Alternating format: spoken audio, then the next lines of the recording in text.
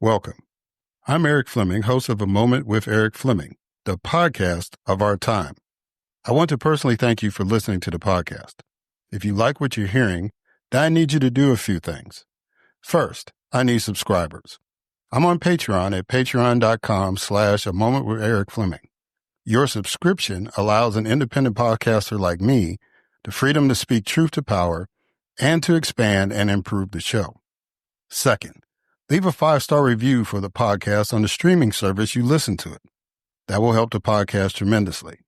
Third, go to the website, momenterik.com. There you can subscribe to the podcast, leave reviews and comments, listen to past episodes, and even learn a little bit about your host. Lastly, don't keep this a secret like it's your own personal guilty pleasure. Tell someone else about the podcast. Encourage others to listen to the podcast and share the podcast on your social media platforms because it is time to make this moment a movement. Thanks in advance for supporting the podcast of our time. I hope you enjoyed this episode as well. The following program is hosted by the NBG Podcast Network.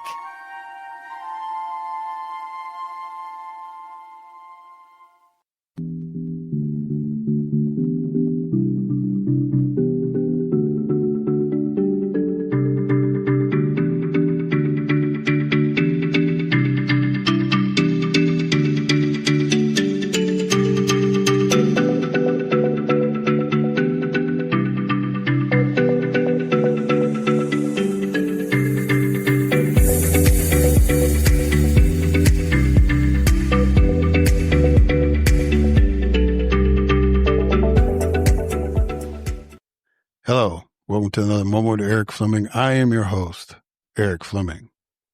So today's show is entitled Unapologetically Uplifting. And I think that is very, very appropriate. Not just for what's happening, but for the guests that I have. I have two sisters coming on who have basically made it their work to uplift people.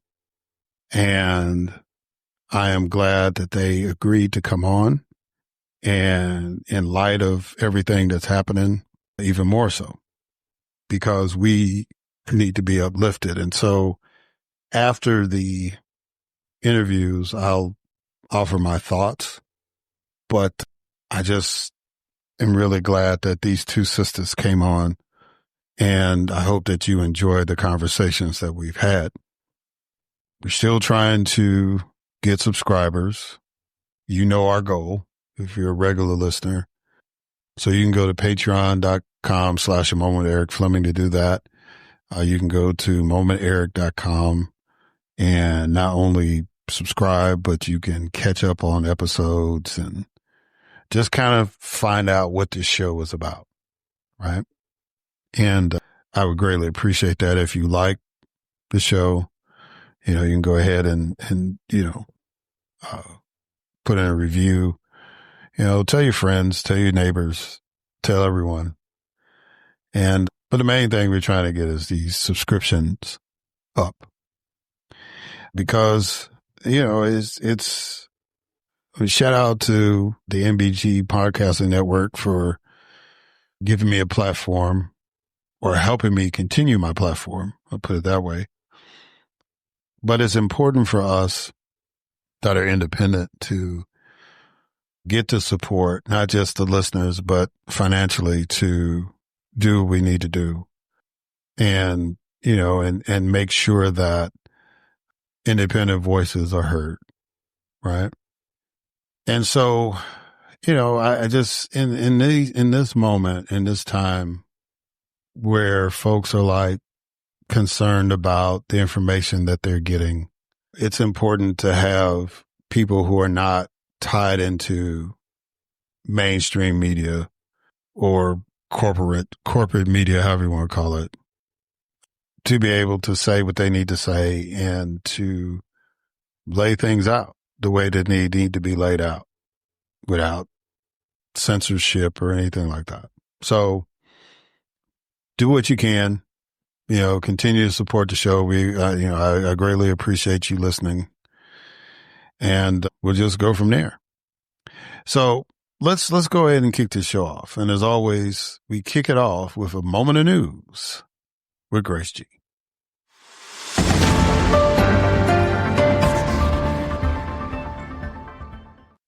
Thanks, Eric. Right-wing activist Charlie Kirk, age 31, was fatally shot in the neck while speaking at a university event in Utah. A federal judge has temporarily blocked President Donald Trump's attempt to remove Federal Reserve Governor Lisa Cook. Israel launched an airstrike in Qatar targeting Hamas leaders, potentially harming ongoing ceasefire negotiations. Poland, with support from its NATO allies, shot down suspected Russian drones that entered its airspace. The Department of Homeland Security conducted their largest single-site enforcement operation, detaining hundreds of South Korean nationals at a Hyundai car battery plant under construction in Georgia. The Supreme Court backed a Trump administration policy allowing agents to conduct immigration raids in Southern California that target people based on their race or language. The Missouri House of Representatives approved a new congressional map that is expected to give Republicans an additional House seat. A federal judge in San Francisco ruled that the Trump administration's attempt to cancel temporary protected status for more than 1 million Venezuelans and Haitians was unlawful and racially motivated. The Department of Justice's Civil Rights Division has collected voter roll data from at least 22 states, which it plans to share with Homeland Security for use in criminal and immigration investigations. A Michigan judge dismissed criminal charges against a group of residents who tried to present themselves as the state's legitimate electors for Donald Trump in the 2020 election. A Minnesota man who spent nearly 3 decades in prison for a murder he did not commit was released after the key witness in the case confessed to the crime herself.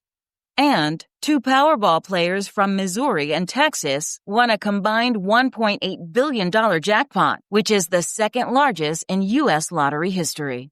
I am Grace G., and this has been a Moment of News.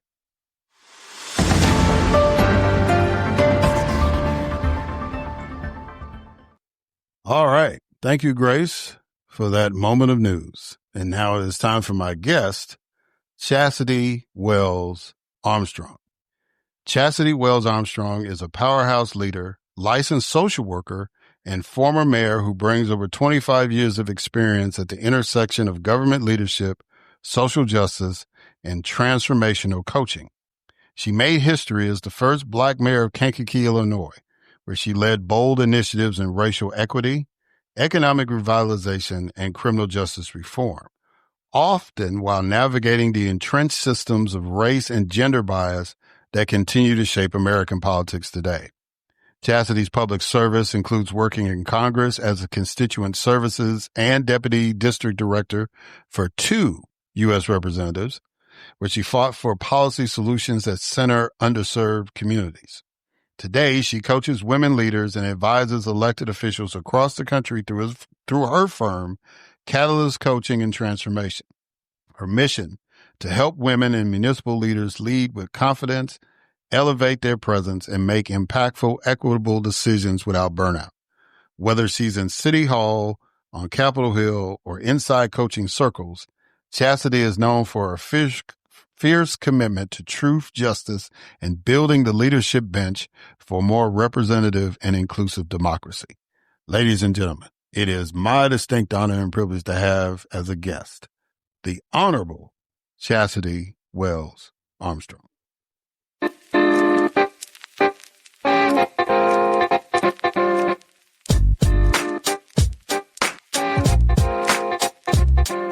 All right, the Honorable Chasity Wells-Armstrong. How you doing, Mayor? You doing good? I'm doing well. Thank you, Eric, for having me with you today. Well, I'm honored that you accepted the invitation. You know, even in the 21st century, you know, you would think that there wouldn't be so many pioneers out there, but there's still a few of us bouncing around, and you're one of those folks. And so again, like I said, I'm honored to have you come on. So let's go ahead and get this started. What I normally like to do is a couple of icebreakers before we kick off the interview part.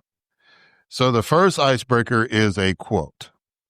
And your quote is, "Black women should not be defined by societal stereotypes as angry and difficult and more. We are loving, talented, compassionate, fun, and smart. What does that quote mean to you?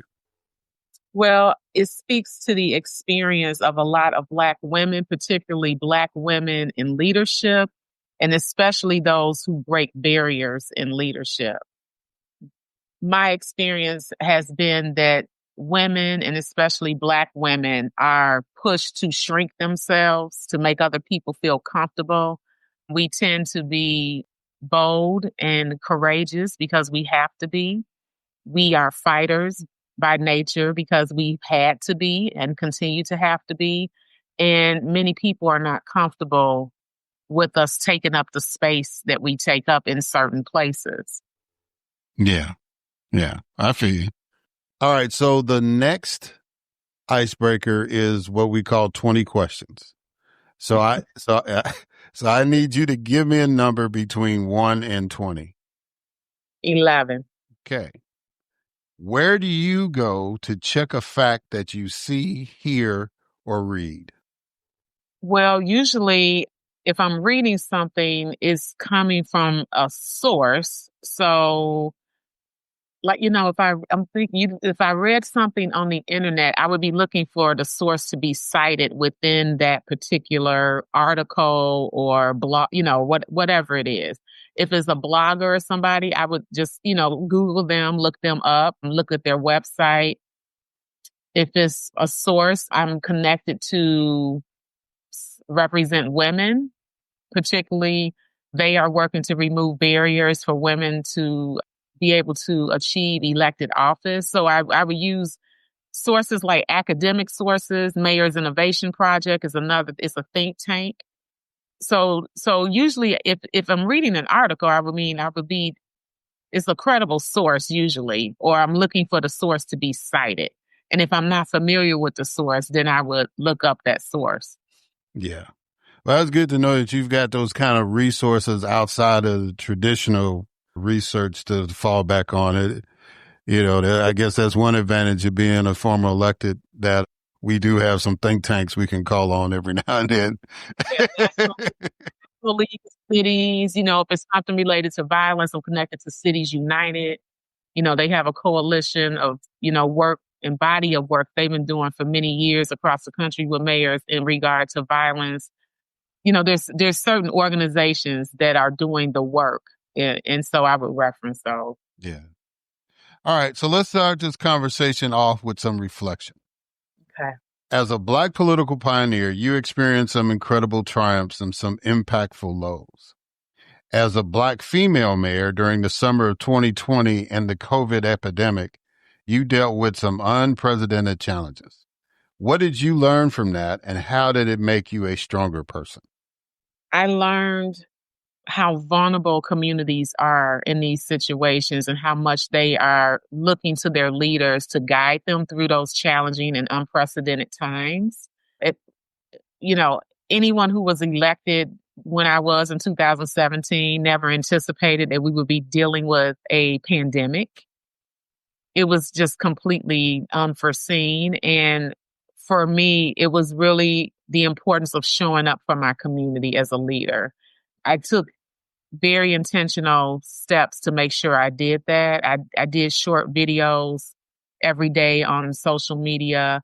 I brought in professionals and had chats like we're doing right now that were filmed from professionals in the community, whether it was from the medical community, mental health community, our social service agencies that could provide resources to keep people informed about what was going on and to help guide them and try to settle the fear as much as I could.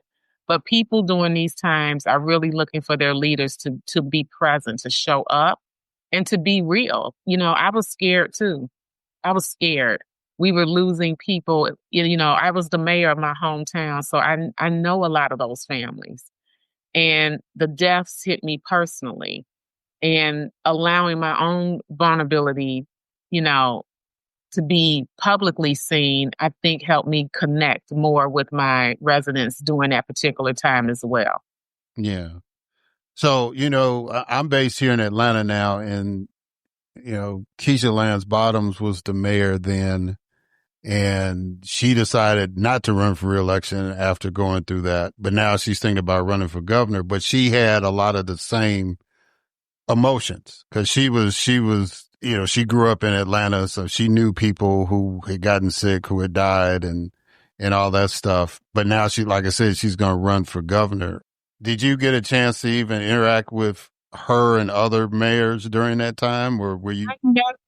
I'm sorry. I never had the opportunity to meet her. Of course, we both were elected in 2017. So I knew who she was because Essence Magazine had dubbed 2017 as the year of the Black woman mayor. So I was very familiar with who she was, but I had not personally met her. But it was a very trying time. I had the vulnerability side of the community, particularly the Black and Brown communities, which we know were hit harder. But then I had backlash as well from the white men in my community who are most of the bars in my community are owned by white men. And when the governor shut the state down, the March 16th, I will never forget, it was the day before St. Patty's Day, which is a big bar day, as you know. They were livid. I mean, I felt like if they could have lynched me, they would have done it. They were extremely angry and they were attacking me as, being a stupid Democrat and listening to this governor, and because they were losing revenue. Yeah. Yeah. All of us. Yeah. That was the thing. It wasn't just them. It was everybody was struggling. And growing up in Chicago, St. Patrick's Day, that's like a national holiday for folks. So the timing was really, really bad. Yeah. All right, let's in your farewell address as Mayor Kankakee, you said there are many broken people in this community. When people who have been conditioned not to trust their own people, not to value themselves, and not to believe there's hope and a better way, they lose the opportunity to make a difference. In this current political climate, do you feel that is an accurate national assessment? And what do you think will change that? Yes, I do believe that many people are broken, starting from the leadership in the White House. Anytime you have to demean and dehumanize and put other people down because you feel insecure or mediocre or whatever your issue is, that's a reflection on you. And, what I have seen with some Black people is they're not comfortable unless white people are in charge because they've been conditioned to think that they're less than. And we are not. And what I have seen over the years, particularly more recently, is that there's a group of people in this country that are very intimidated by Black brilliance. And I don't say that to be arrogant. We've had to be resilient as a result of the oppression that we endure. It's made us creative and resourceful. It's a skill they don't have. Many of them don't have because they have not had that experience. It's an experience that I don't want us to continue to have. I don't want us to be in situations and in systems where we have to be resilient and, to overcome all these barriers and challenges. But that has been our reality. So yes, we are very broken right now as a country. The trust has been eroded in our institutions, the disinformation, and how do we recover from that? And that's what I started writing about this morning. We have to really do some reflection and challenge things that are in front of us right now. I started drafting my next newsletter and I'm talking about how, Charlie Kirk's death is being how it's being handled versus how when George Floyd was killed, or even Melissa, the state rep in Minnesota. The flags weren't flown half-staff for her. She was a public servant. She devoted her life to public service.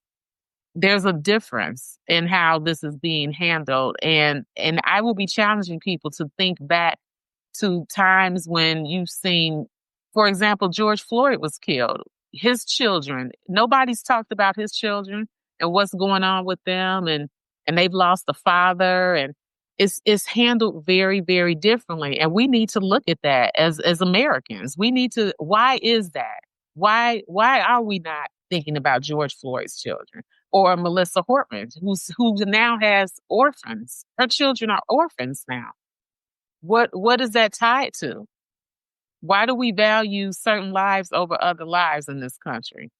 That's why I don't pledge allegiance to the flag, because this country's not living up to the ideals of what it was. It's supposed to be evolving into something better, and we are going backwards right now. We have went backwards. Yeah.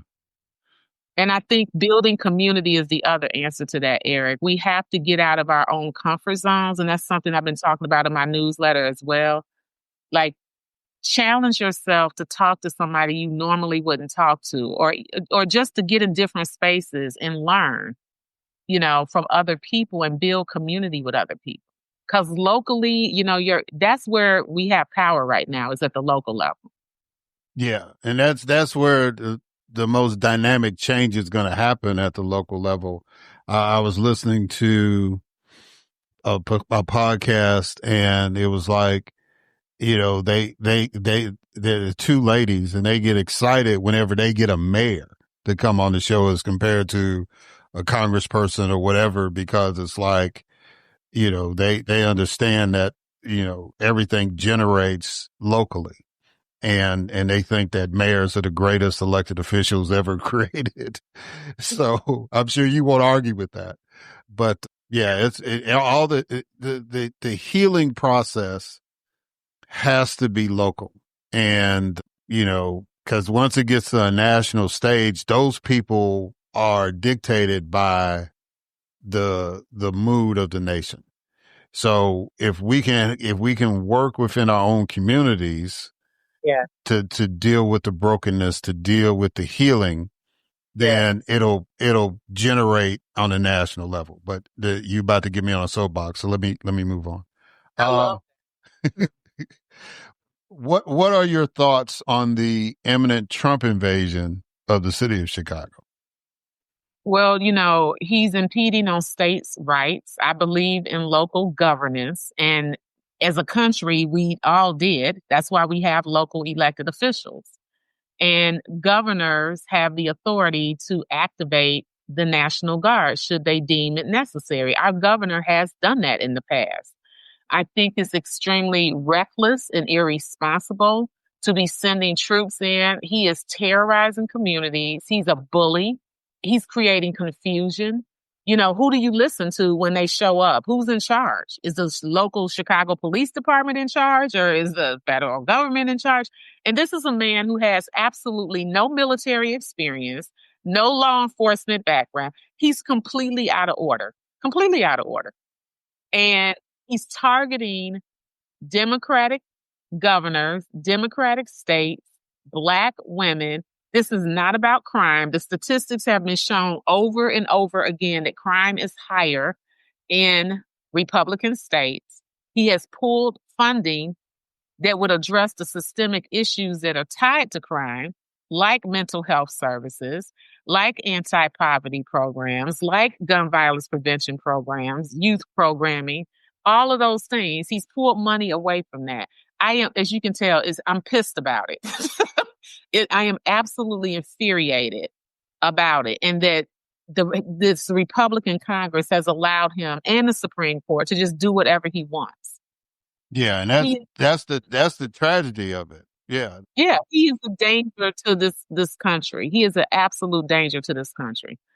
There is no big city in the United States that is ever going to say we have zero crime. That's just not going to happen. And when you have human beings, you're going to have crime. When you have a country that's been, structured in a way where you have a widening wealth gap, the have and the have-nots, you're going to have crime. So if you really care about crime, you have to address the issue holistically. He is being punitive in his decision making. Yeah, he's being punitive. Yeah, it's like with you brought up the point about home rule and states' rights. It's like it would be easier for him, just like DC, since DC is a federal district. That it was kind of expected that he would do it there. I kind of thought that he would do it there first instead of Los Angeles. but that was pride and contempt and all that stuff that he did it there. But it would be easier for him to do it in the southern states or the red states than it would in a place like Chicago and New York, because I came from Mississippi as an elected official, and that was one of the big issues, was that the cities don't have total home rule. So it's like if he wanted to get in with, Governor Reeves in Mississippi and say, look, we want to put the troops in Jackson, it could happen. And the city of Jackson would be limited compared to, say you in Kankakee or Mayor Johnson in Chicago, as far as saying, no, that's not going to, no, there's some steps that you got to take to even make that happen. One, we got to agree that you can come or make a request for that. So it's real interesting, those dynamics and all that stuff. Real quick, how do you think Mayor Johnson is doing? Not only dealing with that, but just dealing with the city, just being an observer and what's going on. I don't follow him heavily, believe it or not. I've heard different things about him. I do believe in my heart that he loves people. I do believe in my heart that he believes in equity and justice. I'm not sure, if he has the most or the best support that he needs around him. But I admire and respect the way that he's standing up for his community, for his city. And I love that about our governor as well. I heard our governor actually say, if you mess with my people, if you hurt my people, you will be held accountable. I mean, that I had so much pride in Governor Pritzker when he said that. To see this president putting military troops on our streets it's unbelievable. And I told my husband, if I see people pulling up, snatching people off the street, I'm just going to have to pray to ancestors protect me, because I don't have it in me to turn my head. These are people that are in unmarked cars that are not identifiable. They're covering their faces. Anybody that goes into law enforcement knows that if they're working in law enforcement, they are taking a risk every day with their life. They chose to do that. You don't have the right to show up in our communities and claim that you need to cover your face because you're worried about being harmed by us. You're supposed to be in the community to protect us, not to harm us. So I'm not going to idly stand by and watch you snatch someone. You could be a trafficker for all we know. You could be a trafficker. So it's disheartening. It's infuriating. I don't know all the issues. I've never lived in Chicago. I don't know all the issues that Mayor Johnson is dealing with. I think it's a lot to take on, having his back. He was a commissioner before becoming the mayor. So I don't think he had a lot of experience. And in this, the third largest city in the United States. So it's a tough, tough job. And I admire the way he is standing up for his people. I do believe he has a heart for the people. Yeah. All right. So let's get into the consultancy work that you do.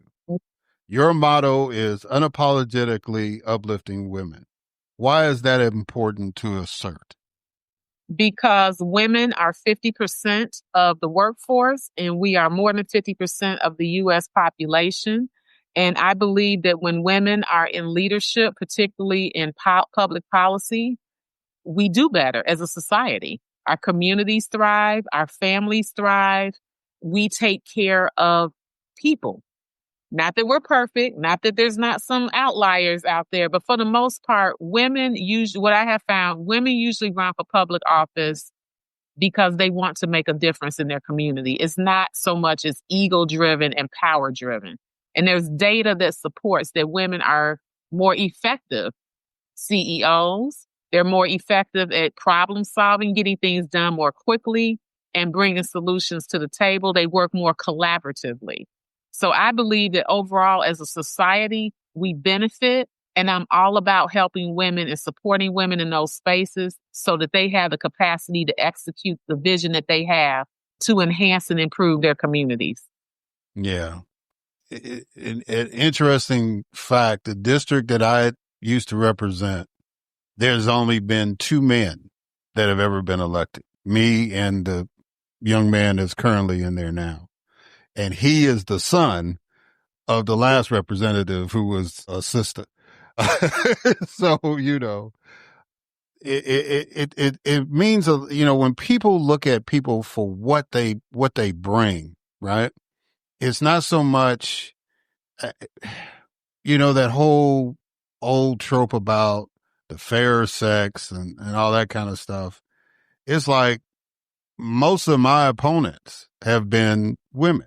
If I'm running for office, especially at the local level, and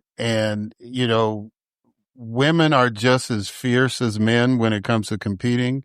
Women are just as dug in the ground when they need to stand for issues, just like men. It's just different styles of how men and women go about it. And I think it's more, some people say it's biological. I think it's more societal, it's just how a person has been raised, because you can see some men who have compassion, and you can see some women who are like, no, you're fired. You're out. Get out. You know what I'm saying? Personality types are learned. It's not necessarily biological, but I can't argue with the stats. And you're right that, women have shown incredible capabilities. And I really appreciate the fact that and there's others out there that, want to make sure that women don't, I don't know what's the term I want to use, that you're out there building self-esteem, and you're giving reassurance, I guess is the term I want to use, that you made this decision to be a leader. And so your job is to make sure that, you're not second guessing yourself. Am I kind of close to what you do? Well, I think nobody can give you self-esteem. It's self-esteem. So that comes from it's internal, what you think about yourself. But my job is to make sure that women are clear on their vision, their why. They're going to need to be very clear on that, because they're going to be tested, tried, disrespected, harmed in many ways. We see the attacks, even when VP Harris ran, I was like, okay, they're getting ready. Here we come. She's a whore. She's incompetent. Like, they have a whole tick list of what they do to women. And so for me, it's making sure that they stay connected to their why, knowing what their values are, and having the capacity to serve. A lot of times women are in systems that are not designed to support them. So for example, I'm working with a mayor now. And even when I was mayor, I was writing the social media posts. We didn't have a communications person. I was writing the press releases. Some mayors are doing their own schedule. If you look at the role of a mayor and the fact that they are the CEO of a municipality running a multi-million-dollar municipality, no man would be expected to do that without administrative support. The men that are CEOs are not writing their own speeches. They're not scheduling their own appointments. So their ecosystem, when I talk about that in my scale framework, it's not just being connected to other women mayors. It's also looking at the systems and structures that you are working in and making sure that they are designed in a way that supports your capacity. Because you will burn out, you will be exhausted, and they thrive on that. That's what they're hoping that will happen. But as you said, we dig in. We're stubborn and determined to get things done, but there's a cost to that. And I'm trying to help women lead and govern in a way where they're not experiencing such a deep cost, if that makes sense. Yeah. Yeah. So go into the scale framework in a little more detail, since you mentioned that. It's my proprietary framework that I've created, and the S stands for strengths, and that's really leaning into it. It sounds common, but a lot of times, if you're an entrepreneur, a solopreneur, you know what that's like. You're doing every job, and it's not to the best use of your capacity. You could be more effective if you were focused on what your lane of brilliance is, and so really working in your strengths and identifying where those support pieces are, and how, if it's a mayor, for example, who needs to be on your team, right? The C is confidence and cognitive reframing. So as women, like you said, we've been conditioned in society that we are to be in certain roles and to have certain tasks, you know, in the family and in the workplace, and really reframing all those messages that we've gotten. I was told, you know, you need to wait your turn to run. I was in a primary, and there were 4 of us. You can't win. My motto was nobody will outwork me, and they didn't. That was my motto. But if I had internalized and listened to that message, I might have been discouraged to not run. So cognitive reframing. A is aligned values and boundary negotiation. I need to be clear on what I value and then set boundaries around that. The L is leadership longevity. Again, talking about being able to protect your own energy and capacity so that you can lead for the long term. If you're a great leader, we don't want you burned out in your 4-year term, Erik. We want you to come back, you know. And then the E, again, is that ecosystem that I referred to earlier. Not just the people around you, your peer network, but the systems that you're working in. Yeah. So let's dive into the L a little bit. You once described your work as mayor as emotional and difficult. What was your guiding force to sustain, preserve, and to protect?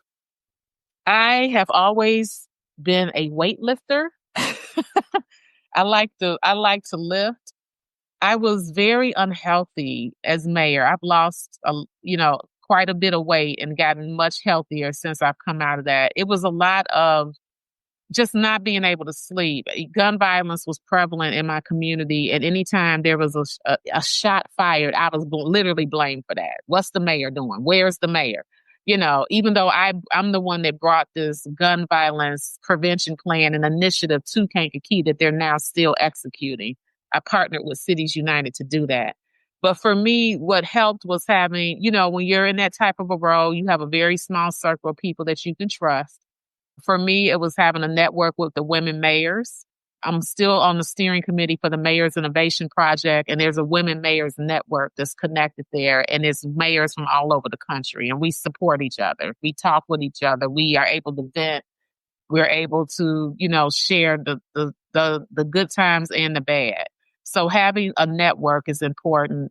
Doing things to protect your health, like taking care of yourself, and it's hard. It's very challenging to do that because you're on 24/7. As you know, you've been an elected official. People expect you to, you know, pick up, show up.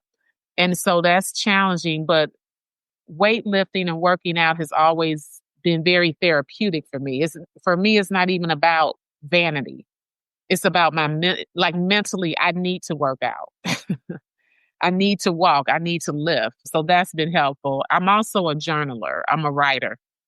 And so that helps me as well. And I'm not a religious person, but I am a spiritual person. So I have my quiet time in nature to connect and talk to the universe.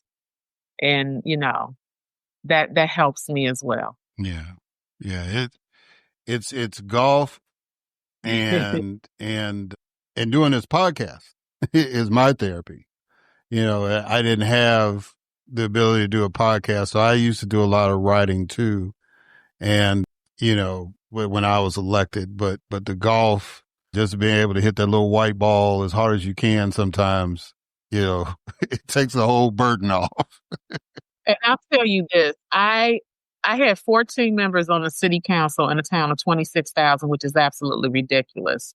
And the team that I assembled, my department heads, I love them like family. When I think about them, I've never served in the military. I have a lot of people in my family that was military.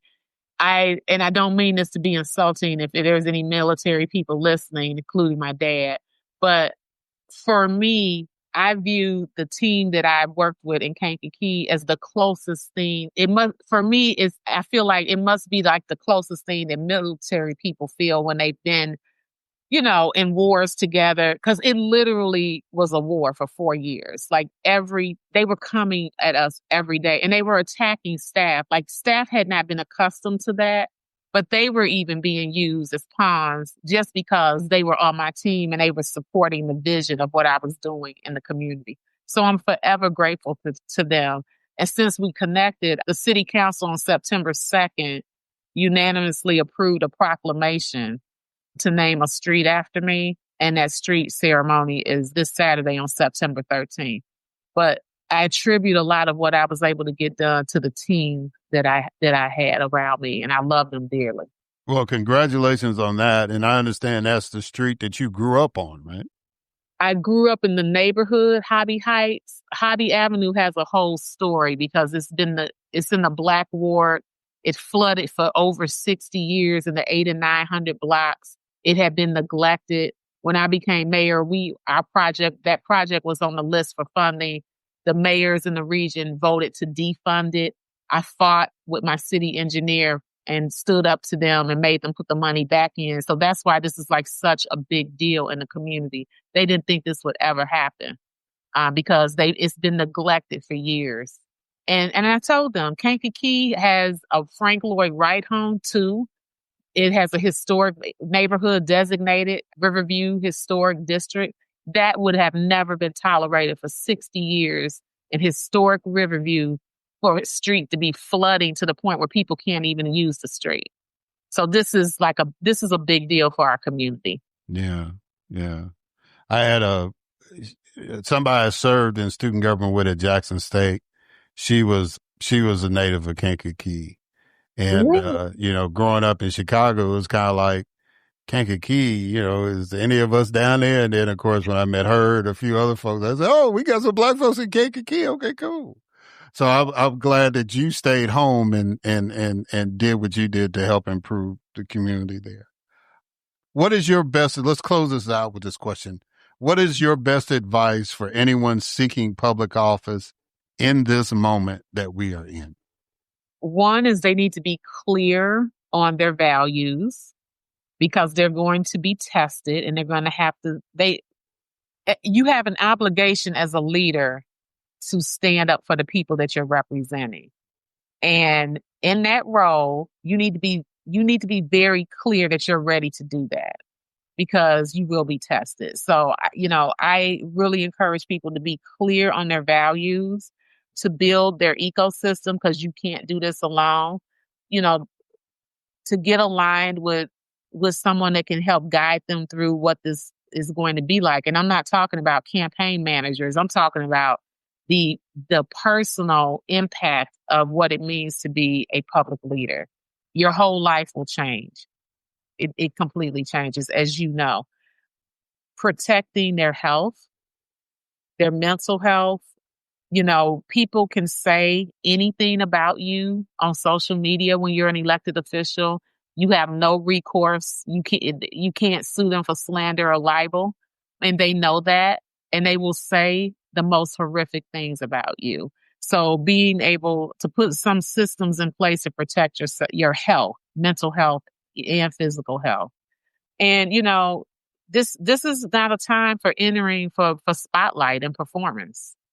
We need real leaders. We need real leaders that are going to stand up and fight for people, for their communities, and for our country. Yeah, amen. Amen to that. One thing I always tell people, I'm a little older, so it's like social media was not that big a deal. It was just really getting started when I was elected. But you could see how the internet and the anonymous emails was playing a part. But I tell people all the time, it's like, once you decide to run for office, you don't have friends anymore. And people look at me kind of crazy. And I tell them, I said, look, those people are either your constituents or, voters or whatever. And if you can convince them as a voter that you need to be elected to the position, then that's fine. Then after the election or whatever, then whatever relationship you had, you can go back to that. But, I learned that lesson from Tip O'Neill. I don't know if you ever read that book when he talked about the first time he ran for the state assembly in Massachusetts, he lost. And he asked he went to his neighbor and his neighbor said, he went to the neighbor and said, man, that was a tough election. We lost. He said, no, the guy I voted for won. And he was like, you didn't vote for me? He said, you didn't ask me. Right. And, cause Tip thought I'm going to win this block cause I know all these, I live there. And, so that's why I remind people all the time, you don't have friends when you run. you have supporters, and you need to cultivate the supporters and build that base so you have more supporters and you get 50+1 and all that. But anyway, yeah. So, but look, how can people get in touch with you to take advantage of your expertise, your consultancy and all that? And even if they just want to pick your brain about stuff, even if they don't want to go through the classes that you do and all that. Well, I'm not in the pick the brain business. I am an expert. I will do a consultation with anyone, a 30-minute consultation, but I'm not in the pick your brain business. I am the first Black mayor elected in my city's history. I have worked for 2 members of Congress. I am a bachelor's and master's level educated social worker. So you are talking to a person with expertise and lived experience. And I have packaged that to earn a living. I am done with public service, and I still volunteer in my ways, but this is my business, which is Catalyst Coaching and Transformation. My website is ChastityWells.com, and it's CHASITY, 1 T. I am not a belt. ChastityWells.com. I have 2 offers. I work with people on a retainer. It's a 3-month commitment, and they have individual access to me. And then the other ways that I work with people is through I call it a municipal transformation package. And I go in and I work with municipal teams and train teams. So those are the 2 ways. I have a free newsletter called The Leadership Catalyst. You can subscribe on my website to that as well. There's a couple free resources also on my website. In the newsletter, I also provide a free downloadable resource in every newsletter.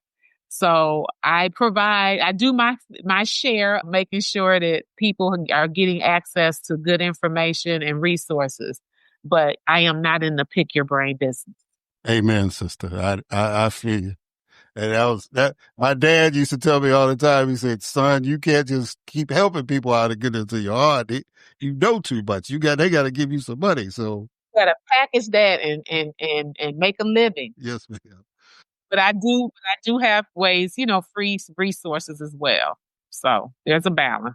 Well, Chasity Wells-Armstrong, the Honorable Chasity Wells-Armstrong, I greatly appreciate you coming on the podcast and sharing your thoughts and talking about things. And I wish you much continued success in your business. And I greatly appreciate when you did offer yourself to public service. A lot of people don't understand the commitment and the sacrifice that you have to do. A lot of people think it's all about ego and hubris, but if your heart's in the right place, it's not. And you definitely are one of those people whose heart is in the right place. So I thank you for your public service, and I thank you for coming on the show. Thank you, Erik. You take care, and let's keep in touch. Yes, ma'am. All right, guys, and we're going to catch y'all on the other side.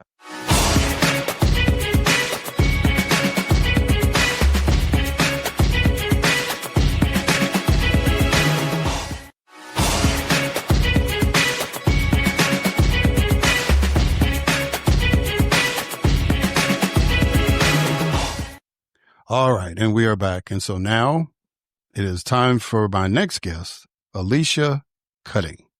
Known throughout New England for her voice and programming on WEIB 106.3 Smooth FM radio, Alysia has received multiple awards for her artistry, volunteerism, and community service. A lover of the arts, she is a singer, dancer, actress, international model, poet, inspirational speaker, and voiceover artist. Her genuine love of people, authentic personality, comedic timing, and expressive smile light up every space she enters. A native of Greater Springfield, Massachusetts, Alysia is an engineering graduate of Tuskegee University and a former engineer, math and science educator, magazine editor, vice president of membership and marketing for the YMCA of Greater Springfield, and director of marketing for Wallingford Family YMCA. She is camp director for the historic Black American Residential Summer Camp, Camp Atwater. She served as Rural Health Equity Director for SOWEGA Rising, advocating at the state and national level on medical debt, Medicaid, and closing the coverage gap, the maternal health crisis, holistic wellness, access to nutritious foods, children's dental care, and other issues affecting rural and marginalized communities. Alysia is a Frank Hatchett-trained dancer of multiple genres who continues to perform and lead dance workshops focused on the Afro diaspora. As a runway model, she has walked in fashion weeks, including New York, LA, Miami, and Paris. She's been on TV, in films, in stage plays throughout Massachusetts, Connecticut, and Georgia, including Little Shop of Horrors, The Vagina Monologues, Chicago, the 9/11 inspired play Children in the Playground, a Boston production of Harlem Renaissance with a gospel flavor, multiple tours for color girls who have considered suicide when the rainbow is enough, and a virtual production inspired by the life of the artist Jean-Michel Basquiat, that was part of the 2020 Hollywood Fringe Festival. In addition to radio, her media endeavors include producing and hosting Media Mama TV, an all-women talk show.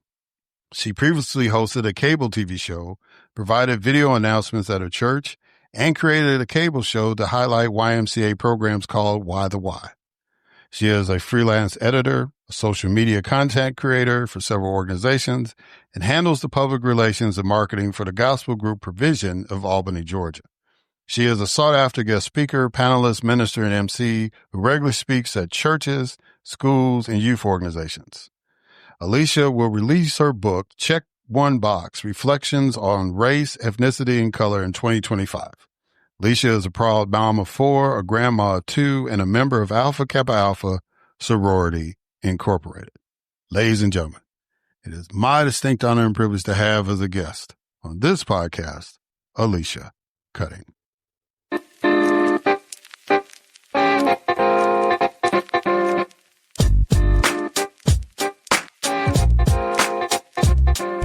All right, Alysia Cutting. How you doing, ma'am? You doing good? I'm doing pretty well. Thankful for a brand new day. Never seen it before, so I'm good. Yeah, same here. Same here. Well, I'm thankful that you're here on the podcast as well. I really am honored to have somebody that has been out in the media sphere for a long time, but you're kind of a Renaissance woman because you do a lot of stuff. And I'm always attracted to people like that because especially if they're doing stuff in the community too, that's really, really positive. So normally how I start these off, I do like a couple of icebreakers, right? So the first icebreaker is I want you to respond to a quote. Okay. And the quote is, always do good things from a pure place, not for people's accolades. People will misrepresent your motives, but God knows your heart. What does that quote mean to you? I feel like I wrote that. Like literally. No, I completely co-sign that. Ultimately, I don't personally believe in putting anyone on a pedestal because we never know what people's true motivations are. And I know that for me in my life, whether there's an accolade or not, whether it's even seen or not, I don't care. You just got to do the right thing for the right reasons and just know that you're putting more positive vibes into the world than negative. So yeah, I feel like I wrote that quote. I believe in that, truly. You actually did. So yeah, that's you'd be surprised how many people don't recognize their own work. A lot of times when I give a quote back to somebody, they don't realize they're the ones who said it, and, sometimes I'll use quotes from other people, but I try to find something that the guests would have said or written. And a lot of people don't even recognize their own work. That's kind of cool, but you recognize it. So that was good. Got me for real. Like yeah. Well, apparently that is something that I would say because apparently I did. So yeah. And the other thing too is, I was an elected official for a while, and there were a lot of times. Oh, yes, ma'am. 20 some odd years ago now. So I long away from what's going on now. But one of the things I used to introduce a lot of bills. And so sometimes somebody else will introduce similar legislation and get it passed. And, some of my colleagues were like, well, didn't you introduce that bill? Why did they take his bill or instead of yours? I said, does it matter? If I introduced the bill and this person introduced the same bill and that bill got passed, then that means that my idea is going forward, right? Because if I felt it was going to help my people, and obviously that person felt it was going to do the same thing, it doesn't really matter at that point. Now we did have a provision where it's like, yo, stick my name on the, as a co-sponsor, stuff like that. But but I mean, right. And then sometimes they would even ask, folks would say, well, look, I got it passed. We're going to add you as a co-sponsor because you introduced the same bill. But the gist is, it's not about who gets the credit. It's about what work gets done. So I greatly appreciated that quote. All right. Now the next icebreaker is. Okay. Let me get ready. Okay. It's called 20 questions. Okay. And what I need you to do is give me a number between 1 and 20. Okay. Well, okay. I like the number 7, but my birthday's on the 15th of October. I'm going to say 15. All right. Well, happy birthday in advance for that. Well, thank you. And your question is, when you think about the challenges our country faces, what gives you hope? What gives me hope is that there are a lot of younger adults and young people that have a lot of passion and tremendous ideas that if we as a generation help them to curate their ideas and help them to manifest things, then we're going to be able to have some kind of sustainability as a culture, as life. So the fact that we do have young people that are trying to do positive things in the community, they just need a help and they just need some guidance. So that gives me hope. Okay. You describe yourself as a low-maintenance woman of complex sentences and pure intentions. Expound on that if you would. Yeah, sure thing. So I just kind of, if people know, those who know me know that I am pretty chill and laid back. Because of how my life has flowed, I've kind of had to be very flexible, be very spontaneous in many ways. So for me, I just don't put a lot of energy into like attaining things.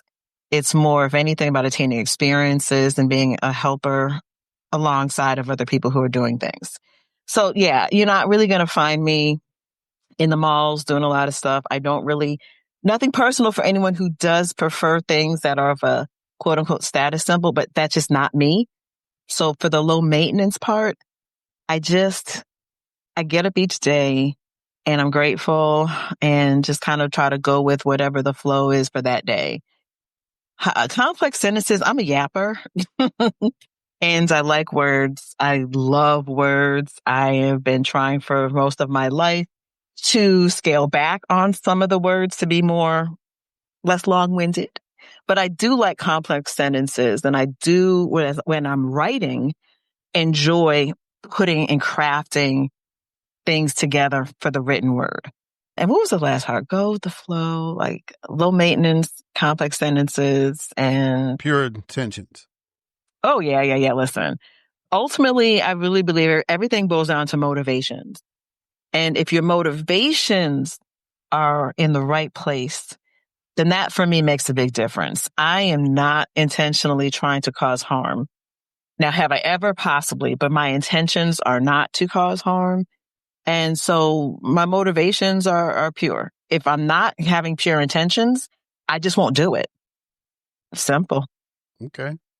And speaking of, you mentioned words. When I say the phrases, words have power and speak truth to power, what comes to mind and how do you feel that you have contributed to the fulfillment of those phrases? Words have power. I try, and I realize over the course of my life that even as a child, I tried to choose my words wisely because you cannot take them back. So words do have power. Like I said, you never intentionally want to try to cause harm with your words. So you have to learn how to choose them wisely and use a lot of discernment. So yeah, words have power. Words have power. Like I said, words have power to inspire. Words have power to destroy someone's soul. Words have power to uplift.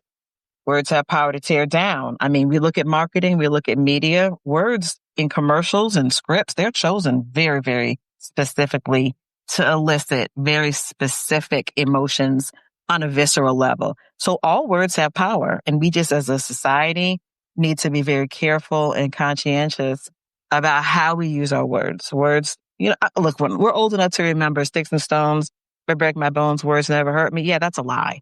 Words can destroy people. And so words have power. And using our words to try to uplift in community, that's something that I try to do. Now, full story here. As a young person, I remember in elementary school, I had a speech impediment. I was in the 3rd grade and I remember saying the wabbit on the woof. So the speech impediment thing, I had a stutter. I still sometimes do. And I was very shy, but I felt like even with all of those things, that there was an opportunity to do and speak, to inspire, to try to use your words for the good.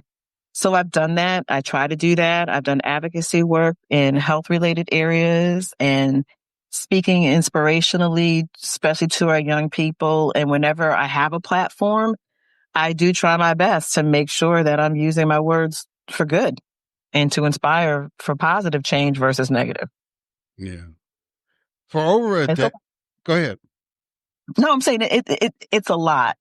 And I recognize that listen, I love music, all forms, all genres. And, I grew up, I am hip hop years old. I'll say that. And so I've even musically observed how words have always had power to motivate, to inspire, or to do the opposite. So every single word that's spoken has power. It carries energy. It carries weight to it. And that is on a personal level, how we speak to ourselves, your bodies, we are listening to our own mouths. And when we speak negatively over our own selves and situations, that impacts us, I believe. When we're speaking negatively or positively to others, I believe that does do things. And when we use our platforms to whatever that messaging is, it is going to carry weight. It is going to someone will hear words and it will speak to them on a level that will cause them to act. And we see that every day. We see that literally every day. Yeah. All right. For over a decade, you have been working on a project called Check One Box. Explain to the listeners what that project is and how impactful it has been. Okay. So among other things, I do spoken word. And one particular piece that I wrote years ago was called Check One Box. And in that piece, I talked about people's experiences who might be the box that they might check on the ethnicity or the race box might not be what people think they are, or they might have been mischaracterized by one ethnicity versus another. People might assume that they speak a language that they don't because of their physical appearance. So when I wrote this piece and performed it, everywhere that I went, people would say, wow, those stories, I really could relate to what you said. Now, their stories might not have been the same everywhere that I went, but different people of different backgrounds could all relate to the basic being told, well, what are you? Or asked, what are you? Or told, no, you're not this, you have to be this. And I went about just interviewing people, asking them, hey, listen, have you ever been asked, what are you? Have you ever had to decide which box to check on a form? And everybody who I would speak to would have very, very interesting stories. Some of them were very tragic. Some are very sad, very painful, very hurtful. Some of them were very inspirational. Some of them were very funny. And so I began to just compile people's stories and put them into, which I'm just about done with, putting them into book form. And it's just been a really interesting journey talking to people whose stories and how they self-identify versus how society identifies them is really telling. It's really interesting. Yeah. Yeah. Like you've got a Facebook page and, some other things you're doing with that. So are you still getting people responding through social media as far as your interviews and all that kind of stuff? I had to put a pause on it to get caught up. I said, I will have to do a second part is as soon as I finish publishing the first one, I'm already going to have to do a second part, because even as we look at demographic information across just our country alone, the number of people who identify as either quote unquote mixed or mixed quote unquote race or anything is really increasing. So I have literally had to kind of stop asking people and just kind of get caught up with the stories that I had. So I know that when I put it back out there, I'm going to get flooded again. But again, the stories are there. They really are there. Yeah. Well, that's cool. All right. So as someone who has had a lived experience in STEM education, what are your concerns with the current administration regarding education, especially as it relates to Black women? Oh my goodness. Let me first start on the non-STEM related portion, because I believe that history is important. And as a proud graduate of Tuskegee University, to see the erasure being that the history of the Tuskegee Airmen is being removed from the training in our military is tragic. That number one, as a Black woman, we have historically been underrepresented. And that underrepresentation is something that is very difficult.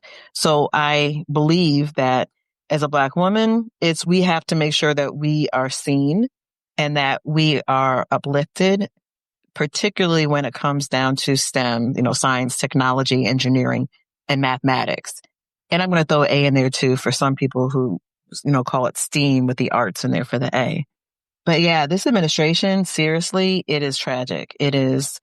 It's foul. And I do know that when we take the focus off of sciences and how women are represented and how Black women are represented, I'm almost I believe it or not, I'm almost at a loss for words here, because I'm just trying to process the amount of erasure, the amount of disenfranchisement, the amount of vitriol that is going towards Black women, and particularly in STEM, and funding being removed and the focus being taken off. So this administration, it saddens me.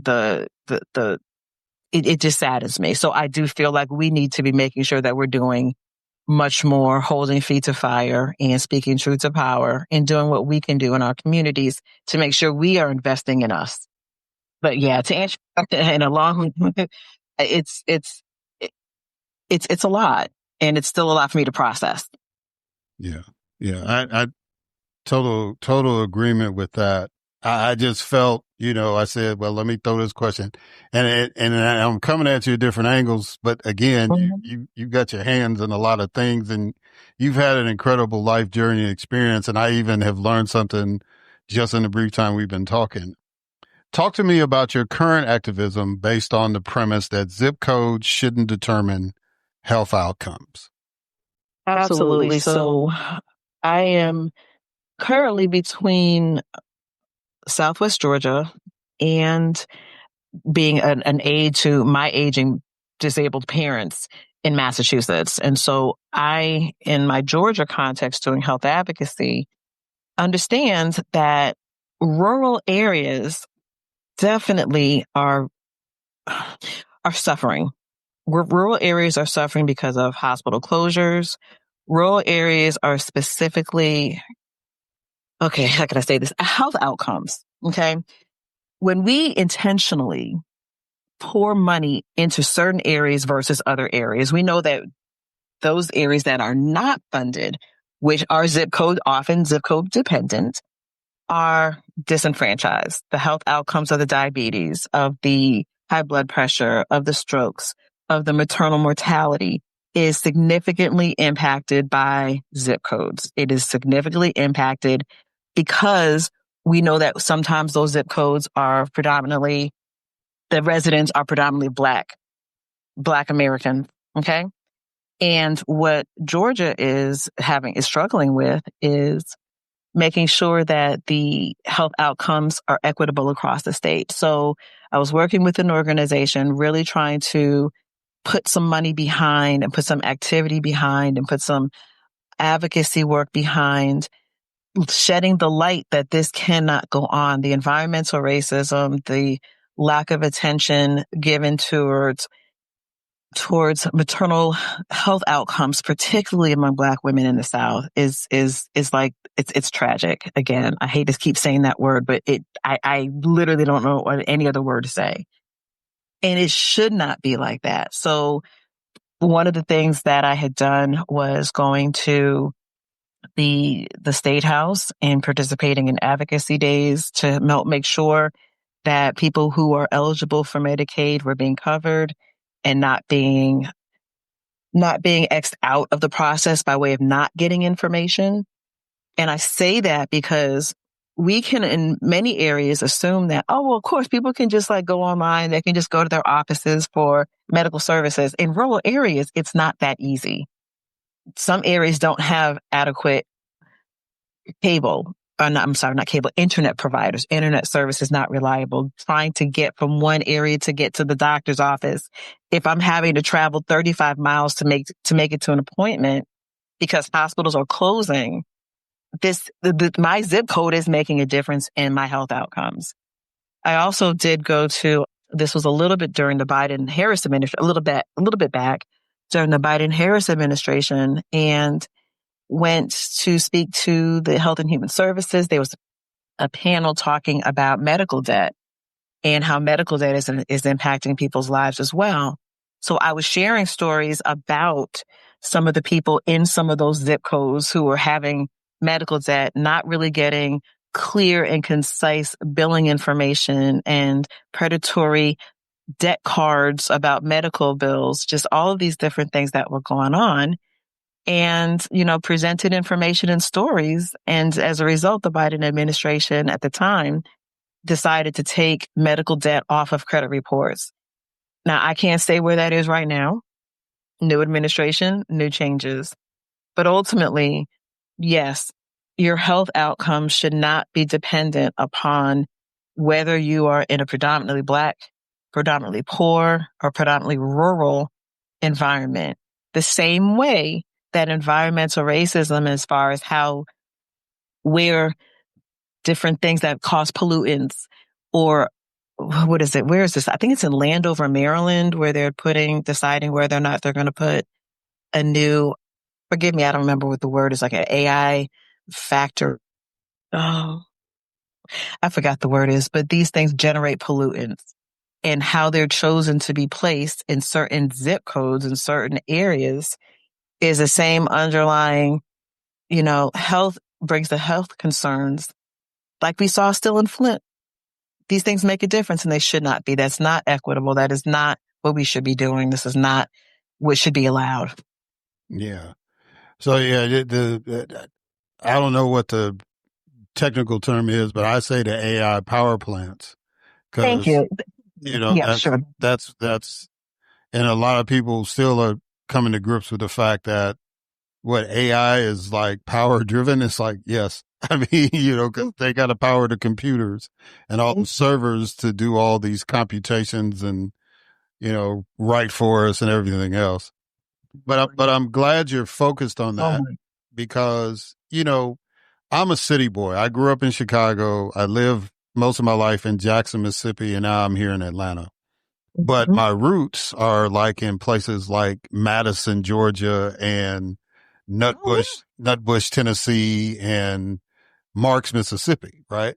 Okay. So it's like, all of us, especially in the Black experience, should really have a concern. It's a challenge for us in the urban areas, but our cousins and our relatives a lot of them are in these rural areas, especially in the South.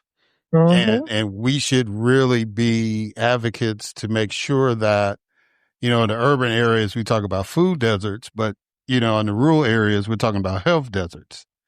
And there are food deserts as well, actually. So all of it is, it's a holistic experience that is not, it's a lot, man. Yeah. Well, I'm glad that you're focusing in on that. And, it's like more people need to be aware of those situations and be active in them.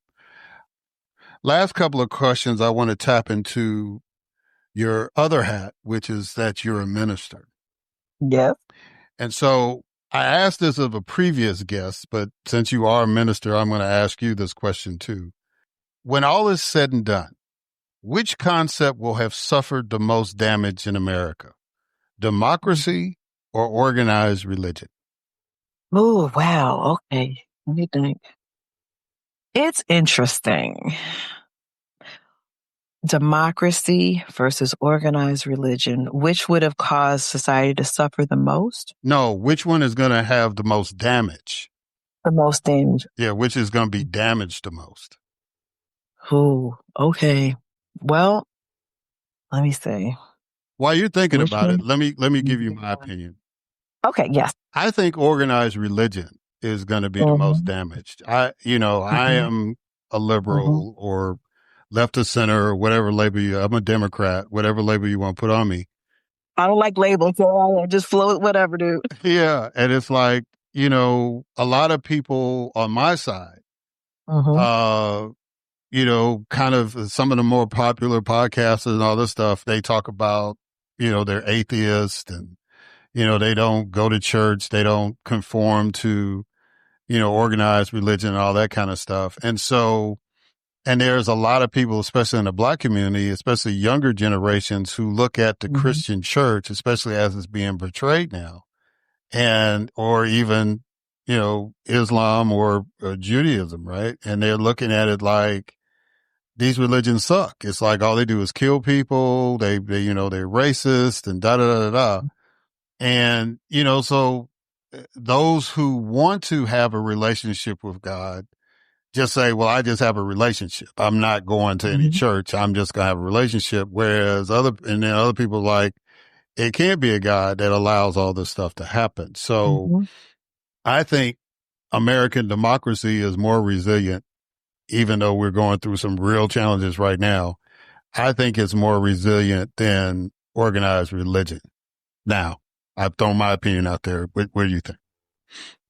Well, thanks. So democracy is always that thing that will, in my opinion, stand if, and this is the if-then statement, democracy can stand if those that not only know better are challenging themselves to do better, meaning that it is easy for all of us, present company included, to be outraged by what we're reading, hearing, seeing, being spoon-fed by algorithms and bots, all of the above, and be so moved to click a button, an angry face emoji, and call that we've done our part. Activism and democracy will only sustain itself if we move beyond our keyboard activism. And I say that kind of just because we're commenting, we're doing things, saying things online and sharing posts.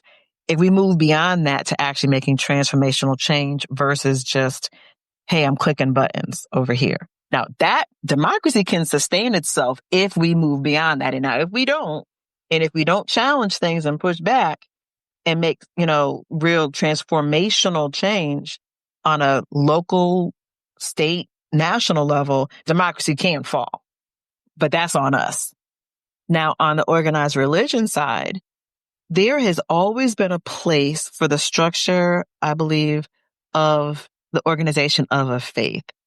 And again, words do matter. So I personally, this is just Alysia, I personally don't like using like religion, that particular word a lot. I personally, it's more of my faith and collecting the collective experience of others who share that faith and are inspired by each other. And we come together to uplift each other and to be able to, use that collaborative experience to help push ourselves into moving day by day and kind of staying in the battle.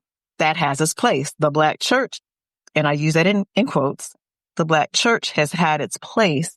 It gave the space to birth movements. It gave the space to organize. It gave the space to do so many of the things that we now look as the part of history. Oh, wow, that was transformational change. But anything that I'm looking at Jesus now, anything that Jesus did when it came to those that were the quote unquote religious of his day he looked at them and said, are you placing that religion over the actual people? Now, when you have a group of believers, an organizational structure that instead of caring for people, upholds systems, and I'm seeing, unfortunately, increasingly, some of our quote unquote Black churches are aligning with the empire versus being transformational about what we need to be doing for the care of people.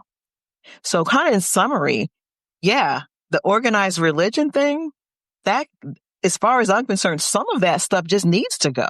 Some of that stuff needs to go because it has placed more emphasis on holding positions and seeking an alignment to power versus we have real people, real life, who are dealing with real life issues that we collectively are not being the quote hands and feet of Christ. We are not doing what needs to be done to care for the sick. We are not doing what needs to be done to advocate for people who are perceived as disenfranchised or who are disenfranchised. We are not using our voice, our platform, and our dollars, and I'm saying collectively as organizations, to pour into our children to bring the next generation up.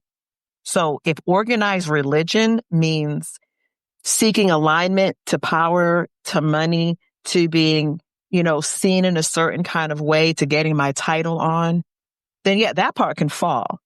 That part can fall. Because I'm looking at what Jesus did when he was speaking to the religious leaders of his day. He's like, you would rather, and he called them out. So you would rather, uphold this, that, or whatever versus caring for the sick, caring for those that are needing, caring for those who are not able to care for themselves or who are not, you're not giving voice to the voiceless.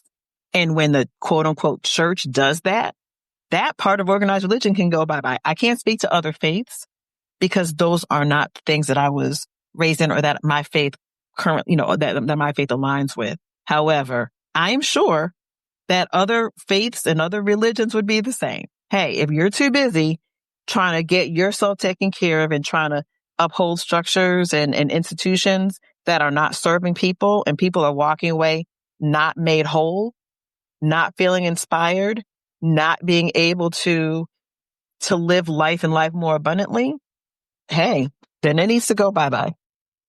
All right. Years ago, Andrew Young gave a sermon deriving from the book of Isaiah, the 58th chapter, verses 9 through 12, on repairing the breach to recreate community. Mm-hmm. What do you think it will take to repair the breach in this nation? Well, I am definitely a person who believes that if it looks like a snake, if it looks like a rose, smells like a rose, acts like a rose, has the characteristics of a rose, is a rose. If it looks like a possum, I know this is a weird example, I'm going somewhere with this.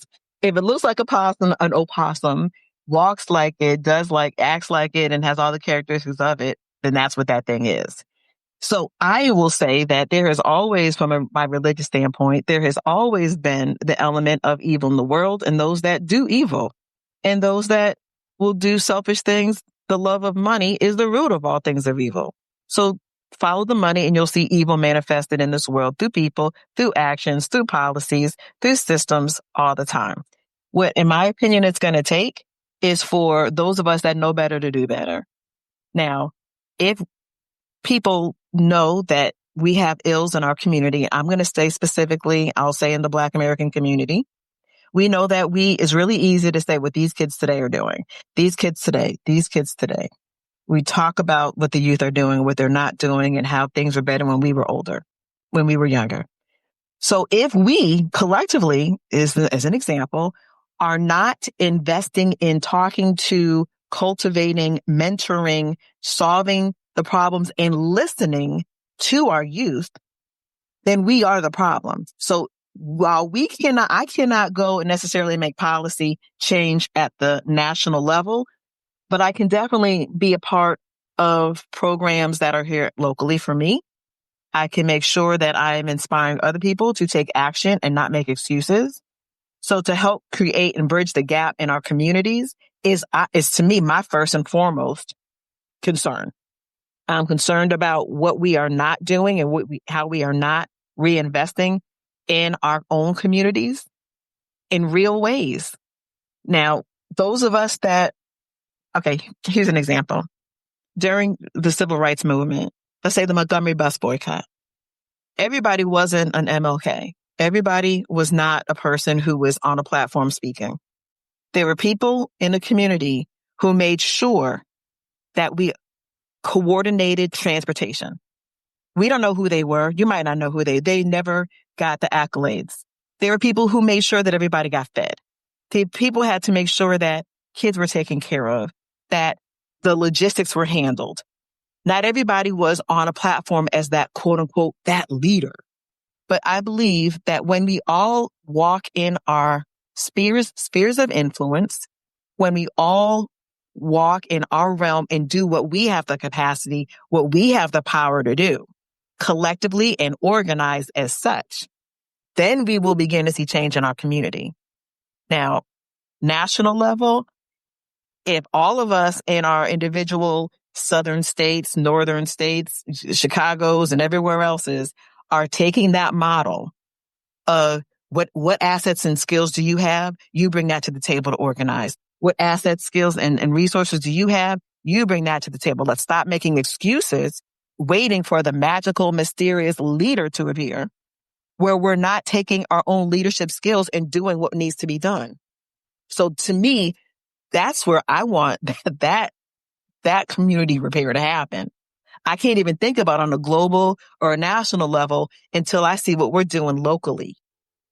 And if we do that, then we will see that change happen and manifest because we are all empowered. Instead of waiting, we are empowered to use our resources, skills, talents, and abilities to make that change happen and make that sacrifice. That's going to be what's going to ultimately, in my opinion, to kind of make that bridge happen. Because I can't expect for those that are dead set against my existence. I will never expect those that want people who are marginalized and disenfranchised. If they want them gone, I'm not going to go and try to cozy it with them because that's not what I'm going to do. I'm going to make sure that those that know better, are doing better, and that ultimately those changes will come. Well, two things. I remember Hubert Humphrey, when he was running for president, he talked about transforming America one neighborhood at a time. One neighborhood. And then I think about the Apostle Paul, I forget which letter it was, where he enumerated that God gives us all gifts. Mm-hmm. And, not everybody can be everything, or there are some people who want to preach that should be a scribe, and all that kind of stuff, right? So, I totally agree with the factor that we've got to be local, in doing the work. And everybody has a part to play in it. And there are some people that are like, well, I can't do nothing because I'm not elected, or I can't do anything because I ain't got no money. You know what I'm saying? But it's like, if people follow your example and use the talents that you have to contribute whichever way you can, then we'll be a better place. So Alysia Cutting, let me just say, you are a living example of somebody using their gifts to contribute. And you have been very fortunate that you're multi-talented, but you're also very fortunate that you have been obedient to your spirit, and that you have gone forward to overcome things to continue to help other people overcome their challenges, right? So I just want to publicly thank you for doing that. And I want to thank you for coming on the podcast. If people want to get in touch with you, how can they do that?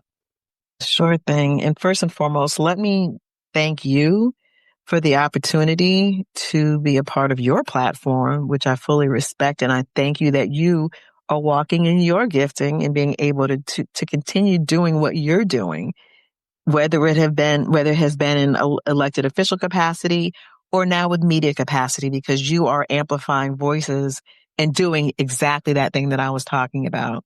So I thank you for that. And I thank you for your kind words. And I just got to say, it's by God's grace. We just kind of get up every day and try to do the best thing that we can. So if anyone wanted to get in touch with me, I do have several platforms. Instagram, it is ALC Media for the number 4 U. It's also the same thing on TikTok, ALC Media for You. I am on Facebook, Alysia Cutting, ALYSIA Cutting, CUTTING.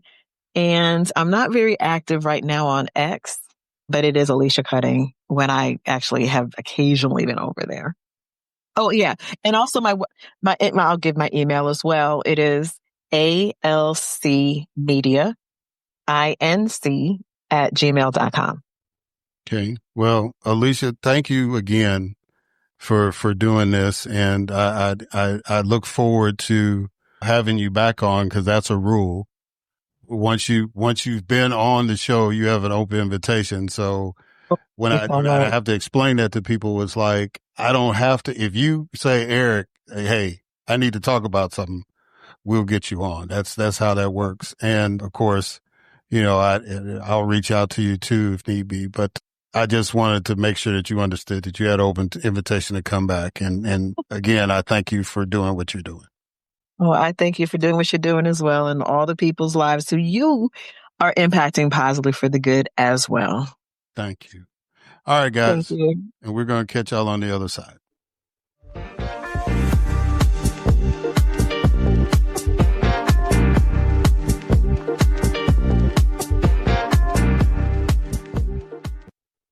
All right, and we are back. So I want to thank Chasity Wells-Armstrong and Alysia Cutting for coming on to the show. 2 dynamic women who are really, really doing their part to uplift people. And they have, they caught my attention, and I hope now that they catch some more people's attention. And, a lot of times I tell these folks, y'all a lot more famous than I am when I ask you to come on the show, but it doesn't hurt for more people to be exposed to folks that are, as I always say, doing the work. So I greatly appreciate the Honorable Chasity Wells-Armstrong and the Reverend Alysia Cutting for coming on and sharing their thoughts and their viewpoints. So we've come down to this. By the time this airs, we will know who murdered Charlie Kirk. He will be in custody, and we will maybe understand the motivation behind why he did what he did. So personally, as somebody who's always been fascinated with history, this is a historical moment in this country. And it doesn't matter what side of the argument you are on. This is a bookmark to where we are. I mentioned the thing about history is because I was one of the many people, thousands, hundreds of thousands of people who saw the video uncut. And at the time that I saw it, they were still saying he was in the hospital and he was in critical condition and all that. When I saw it, I knew that he was gone because he was hit in the same spot that Dr. King was shot in 1968. And the fact that he was killed, in front of his wife and children, the image of Malcolm X being murdered in front of Betty Shabazz and his children just came to my mind.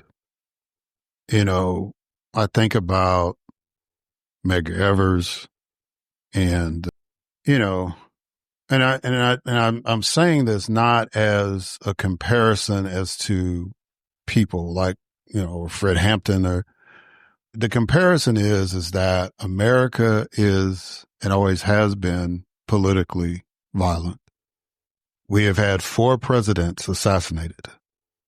We've had multiple attempts on presidents, including the sitting president. So political violence, as much as we abhor it, as much as we denounce it, as much as we say that it's not acceptable, it exists. Just literally months ago, we had a former Speaker of the House in the state of Minnesota open her door, and she was gunned down along with her husband and even her dog, their dog, right? And this was after the same guy had shot a state senator and his wife, right? Literally just a couple of months ago. So for those of us who say that political violence is not what America is about, are not being genuine. It has unfortunately been a part of our history for years, generations. And no matter how much security you create, you know, how you try to manage and control environments, things happen. I mean, Malcolm was at the Audubon Ballroom, his organization's headquarters. Medgar Evers was at his house. Melissa Hortman was at her house. Dr. King was at a hotel. Charlie Kirk was on the first stop of his tour at a conservative university, right? So no matter how much you control it, the violence is going to come.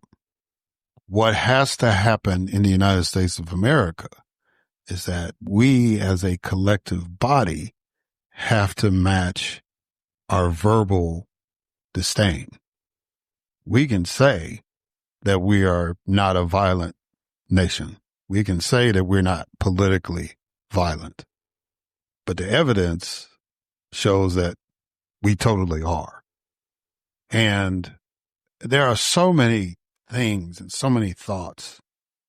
You know, as a human being, we deal with death because it is the ultimate destination for all of us. Ecclesiastes says that it is actually the evil that we all have to encounter. Doesn't matter what station of life we're in. Doesn't matter our level of faith. We're all going to reach that moment. So when we witness a horrific death, our natural reaction is to be in shock.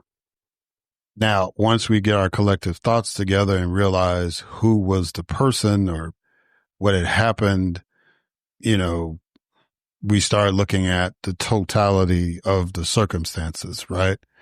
Was this an act of war? You know, was this person instigating violence? You know, all those kind of things. You know, were they part of a gang? You know, all these different things. When we see violent acts happen, we start, after we get through the initial shock of seeing the violent act, then we start our process of reasoning. So one of the things I wanted to make clear was that regardless of our reasoning, we do have to come to the basic understanding that nobody deserves to die in a violent fashion, no matter what side of the political debate that person is on. Nobody deserves to die. Now, people can make the argument about reaping what you sow. As somebody who is a Christian, I get that, right? If you engage in what they call stochastic terrorism, right?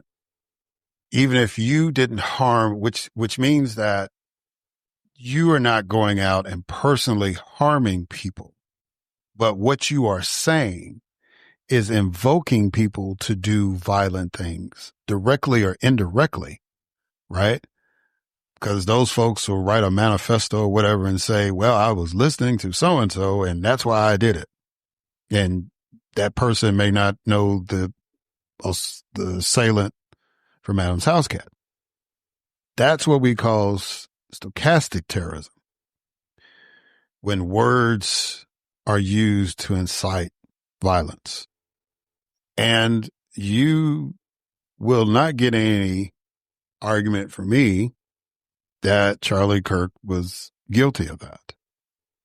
He has said incredibly divisive, derisive, invidious things about people that look like me. So just like the folks who were descendants of or natives of people that were part of the British Empire that didn't mourn when the Queen of England recently died, I do not hold in any judgment or any way, feel any kind of way if people that are black say, well, we're not going to mourn this guy. And nobody is asking you to. I'm not mourning him. What I am doing is acknowledging the fact that violence is not the answer. Although history will tell us in the United States that there are a number of people that do think it is. And there are some folks that are saying, well, I'm glad that he is gone. So think back to when Malcolm and Medgar and Martin were killed, how the racist people felt that they were glad that they were gone. And our response to them was, but the dream didn't die with them. And we're going to continue to fight on. Well, what do you think is going to happen now that Charlie Kirk is no longer with us? Do you think Turning Point USA is about to just disappear? Do you think the conservative movement is about to retreat? No. They're going to fight on and still spew whatever they're going to spew and say whatever they're going to say, right? They're going to continue to act. If not anything, they might feel more emboldened to do it, right? Which is, again, the reason why I say violence is not the answer. Dr. King said that violence only begets violence, right? That the only way that you can end darkness is by using light. We can't kill our way out of this situation. We can't physically go to war. We may, but if war was the answer, then we wouldn't have the United Daughters of the Confederacy putting statues everywhere in the country, highlighting the folks that lost the war, right? Violence does not solve our problems. President Obama said, rather than pointing fingers or assigning blame, he said, let's use this occasion to expand our moral imaginations, to listen to each other more carefully, to sharpen our instincts for empathy and remind ourselves of all the ways that our hopes and dreams are bound together. Then after he said that, Donald Trump became the next president of the United States. So it is hard for us in the United States of America to live up to the idea of America. People are saying, well, Mr. Kirk was just exercising his free speech and he got killed for that, or he was exercising his faith and he got killed for that. I would say that somebody who did not agree with him went to the extreme measure of trying to silence his voice. And individually they did. But the problem with that is that his supporters are going to get louder. And that's no different than when they murdered Medgar, Malcolm, and Martin. Our voices got louder. When George Floyd was murdered in front of the whole world in a span of 9 minutes, we got loud and we took to the streets. See, it doesn't matter what side of the coin you're on. Violence toward the other side doesn't stop the other side. They may be in grief. They may be in shock, but they're going to come back. The way that you defeat ideas in this nation is with better ideas. The way that you gain political power in the United States is to obtain it through voting, through organizing, through mobilizing, through educating. You cannot win it at the barrel of a gun. You cannot win it with a blade of a knife. If we are tired of what is being said, if we are tired of what is being legislated, if we are tired of what is being pressed down upon us, then we have tools to fight back. We have our voice, we have our brains, we have our bodies. And our bodies, when I say that, not as targets, but our bodies as far as being able to mobilize and go to the places of power and make our voices and our ideas heard, whether they're at the state capitol or at the polling booth, right? We have platforms. I have a podcast. You can have a podcast, whatever. We have newspapers. That's what Frederick Douglass and them did. They had newspapers, right? The black press. We have tools. And despite how skewed the Supreme Court may come out, or it's trying to come out, you still have a court system, because Brown versus the Board of Education wasn't a football game. It was a court case, right?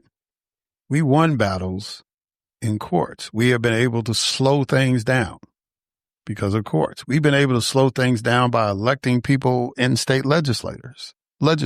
We've been able to elect people in Congress. Even if we don't get things particularly passed, we slow bad stuff down, if not defeat it. I think it's unfair for us to condemn how people respond to what they saw on the internet or what they saw on the news. I think part of our problem is that we don't understand that there may be a story behind that. I look at things like this as like really an opportunity to learn about people. Because there are people I went to high school with who are on both sides of this particular issue. When I say issue, I'm talking about the death of Charlie Kirk, which is fascinating to me. I don't hold them in any different regard because they're basically the person I went to high school with. I know them. There are people I went to college with.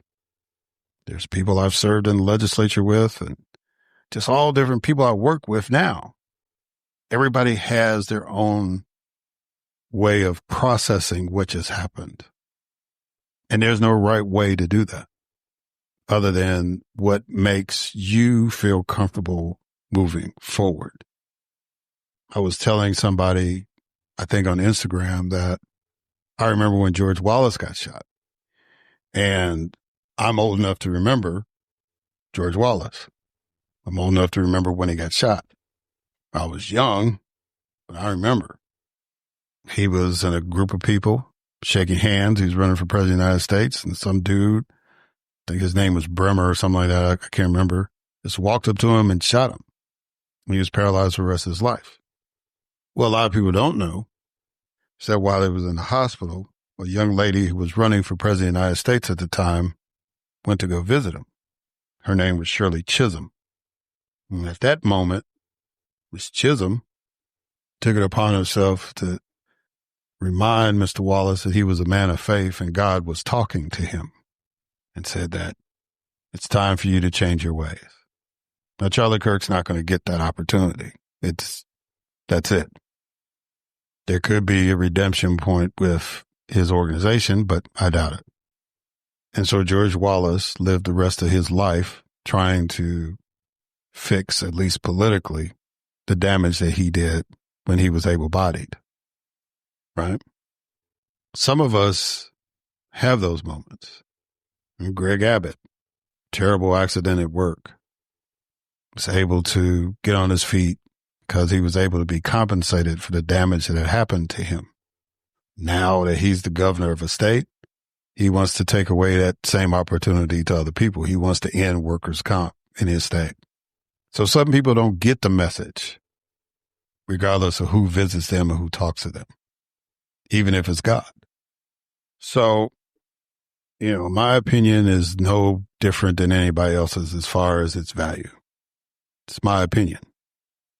And one of the things that I've always tried to live by is that I do not wish harm on people I disagree with, even if they want to do harm towards me.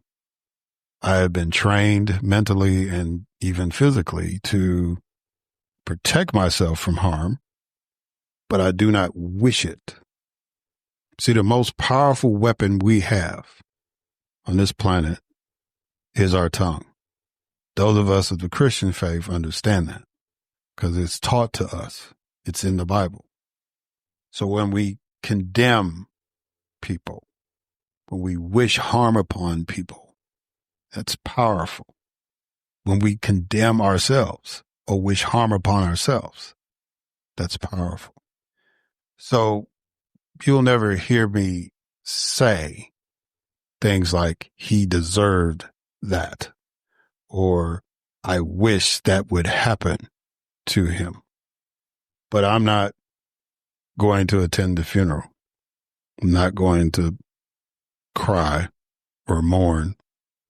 But it is my place to acknowledge and to go deeper than the incident and deal with the total problem. And the total problem is that we live in a violent political system. And in order for democracy to go forward for another 250 years, as we know it in this country, stochastic terrorism, violent rhetoric, all that stuff has to end. The fact that we have more guns than we have people needs to be revisited. We have a privilege with cars, but we don't have more cars than we have people. And we got all these interstates and highways and all that stuff. And people can die in a car wreck or get hit by a car, but we don't have more cars than people, but we have more guns than we have people. We need to revisit that.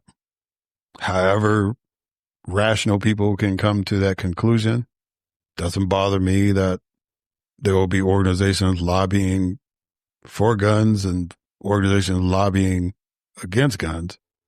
Those people who are given the chance to leadership need to intelligently revisit where we are.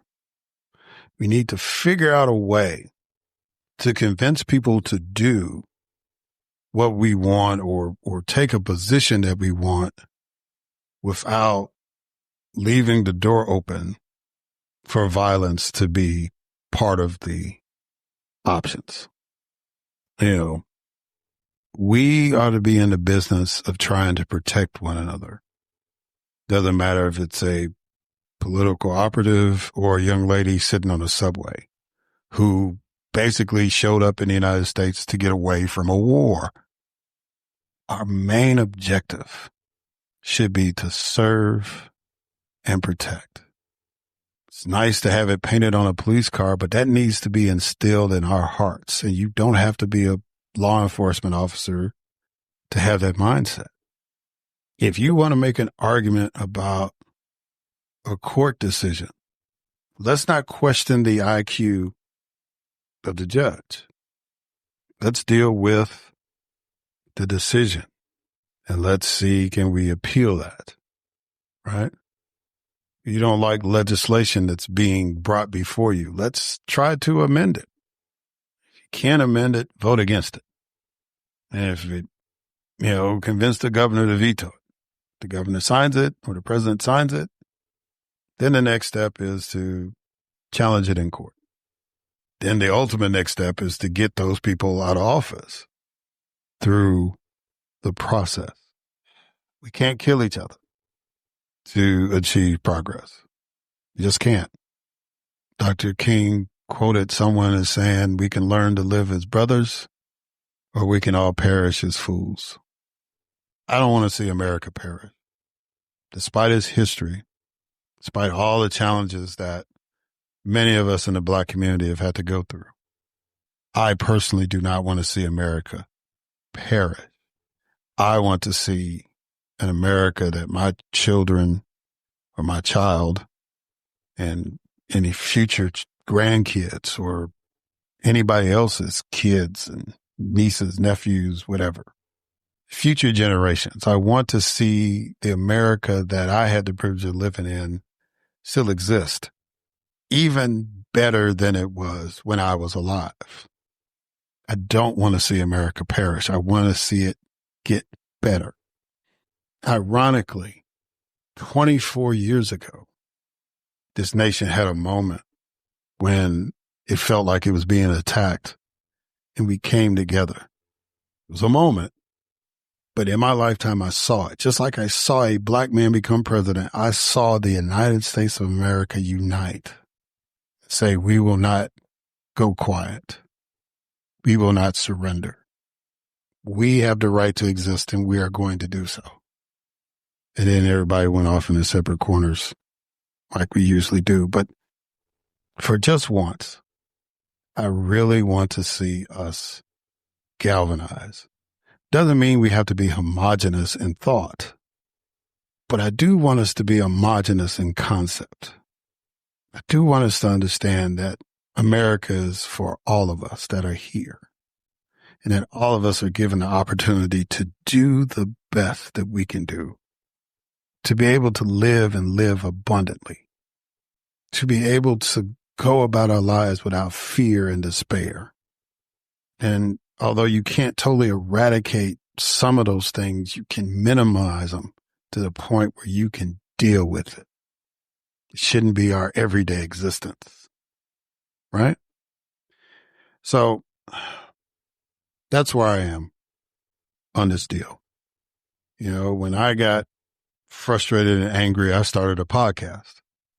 I didn't pick up a gun, picked up a microphone.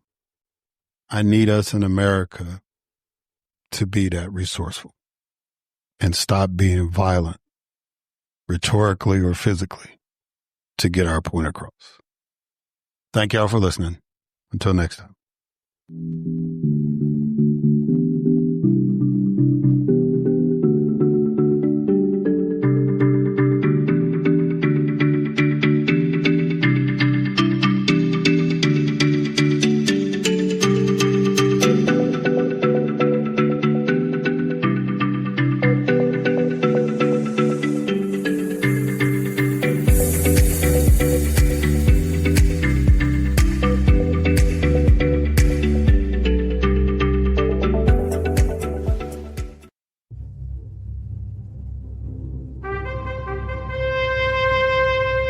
NBG Podcast Network.